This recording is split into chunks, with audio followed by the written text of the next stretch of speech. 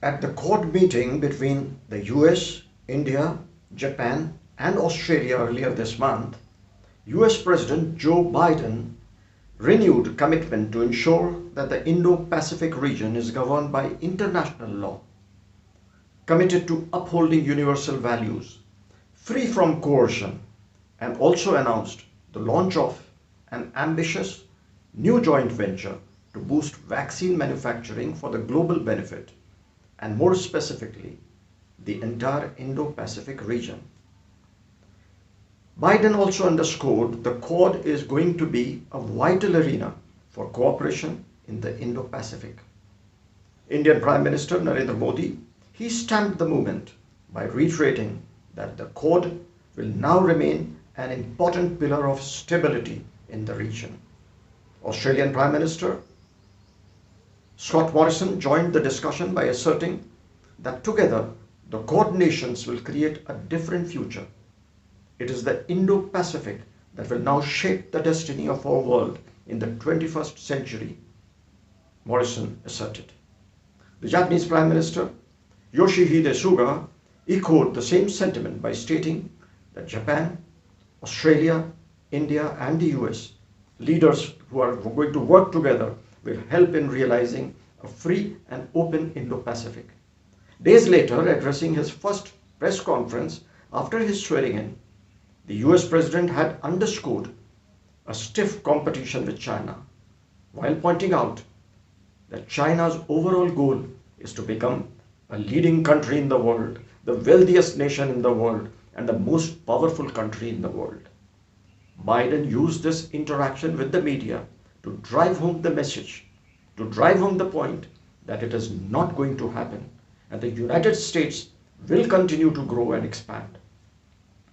Biden also informed media persons that he had already told Jinping in straight terms immediately after assuming office that as long as Xi Jinping and his country continues to blatantly violate human rights, the US would continue to call to the attention of the world and make it clear what's happening to the Uyghurs and what's happening in Hong Kong. Besides the message from the Quad, China also has been facing the heat on the issue of forced labor in China's Xinjiang region and the worldwide call for boycott of goods produced through blatant violation of human rights. Expansionist China, which has a long-standing territorial dispute with India and Japan, is also locked in South China Sea disputes over maritime and island claims with Taiwan, Philippines, Vietnam, Brunei, Indonesia, and Malaysia. The strategic importance of South China Sea can be gauged from the fact that a third of the global maritime trade and close to, 40% of China's total trade passes through the South China Sea and the shipping lanes in those waters. To ensure strategic balance in the South China Sea, US warships and aircraft have frequently been moving to the South China Sea in a show of force and carrying out exercises in the disputed waters. Then there is the Belt and Road Initiative, a global infrastructure development strategy, a brainchild of the Chinese President Xi Jinping, an initiative adopted in 2013 to invest in close to 70 countries to build land and rail transportation routes through Central Asia.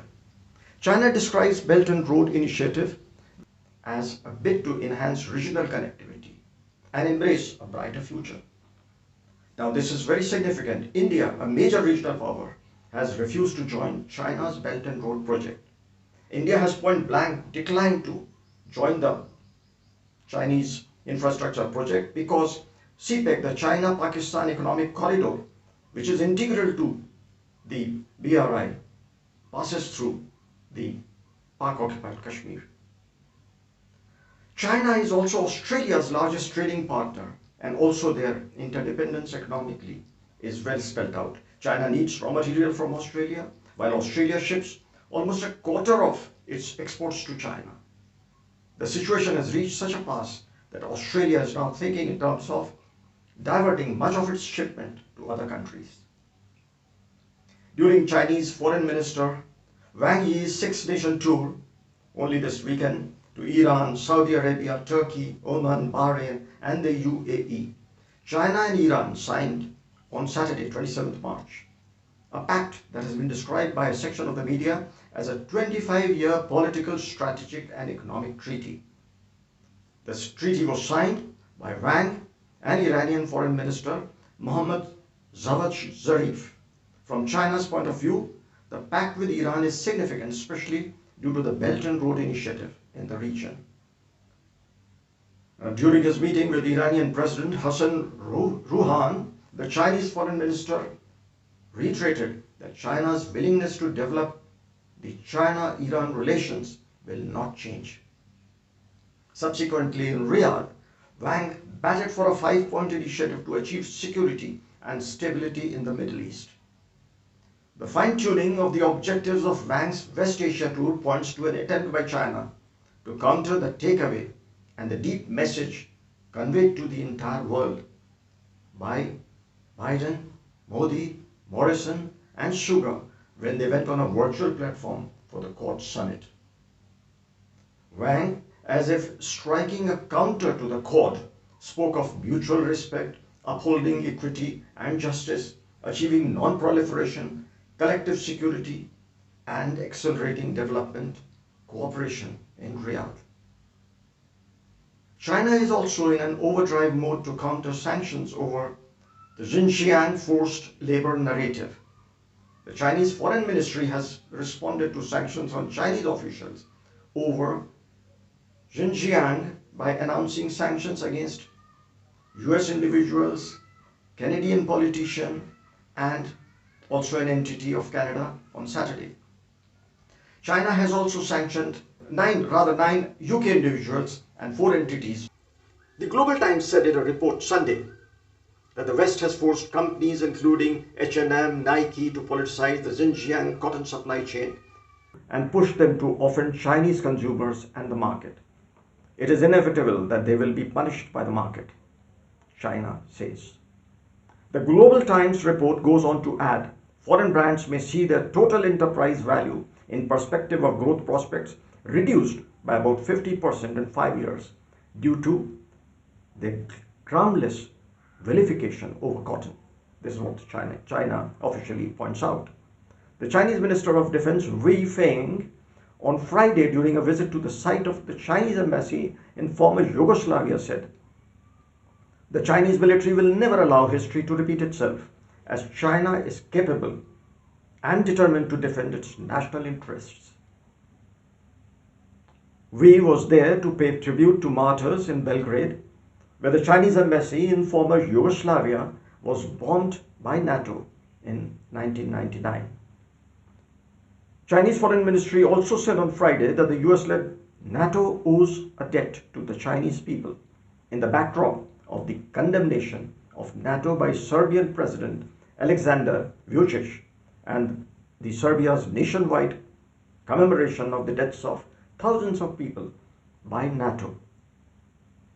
On March 25, China and Turkey kept the Quad Summit in perspective when they agreed to oppose what they call an attempt by some countries to politicize the COVID-19 vaccine cooperation. And a day earlier, Hungarian President János Áder had said that Hungary and China will continue to strengthen cooperation on anti-pandemic economy, trade, tourism, military affairs, and would promote in-depth development. And this is specifically in-depth development of the Hungary-China Comprehensive Strategic Partnership. These are not merely utterances. In fact, the die has been cast. The world is getting divided, and there are enough signs of a no-holds-barred economic war between nations wedded to democracy on the one side and expansionist China, with countries inextricably tied to it due to the economic stranglehold on the other.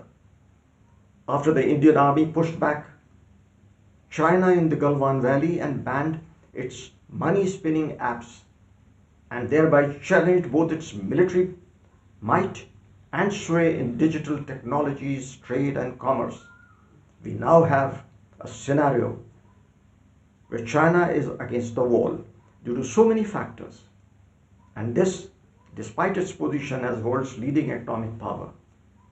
China is now hyperactive on the world stage to counter the Quad by embracing allies or by trying to build new alliances in West Asia and with countries of Central and Eastern Europe to retain its stranglehold on national economies.